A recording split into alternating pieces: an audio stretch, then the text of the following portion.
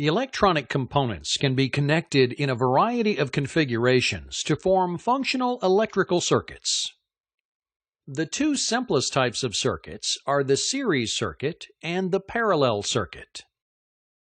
A circuit is said to be in series if all of its elements are connected along a single path with the current flowing in the same direction through each component. For instance, if the source current in a series circuit is 5 amps, then no matter where along the circuit you take an ammeter reading, it will also register 5 amps. Although current is constant throughout a series circuit, voltage is not. Voltage in a series circuit is divided across the load resistors so that the sum of the individual voltages equals the total voltage applied. This relationship is known as Kirchhoff's law.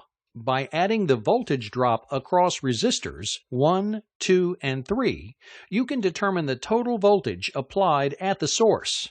In this case, the total voltage is 5 volts plus 4 volts plus 3 volts, or 12 volts total voltage. The second basic circuit form is known as the parallel circuit. Like a series circuit, the parallel circuit has multiple components or loads. However, in a parallel circuit, the current has multiple paths along which to travel. Each of these paths is known as a branch. An important difference between a series and a parallel circuit is that the voltage in the parallel circuit is the same across all branches. The current along each branch will vary, but when added together, these various branch currents will equal the current at the source. For example, look at these ammeter readings at the various branches and junctions of a parallel circuit with a source current of 10 amps.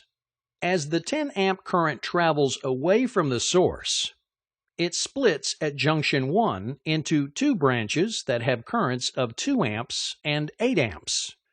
The circuit branches again at junction 2, and the 8 amp current splits into 3 amps and 5 amps. As the current returns through junction 3, the 3 amp and 5 amp values recombine to give an amp value of 8.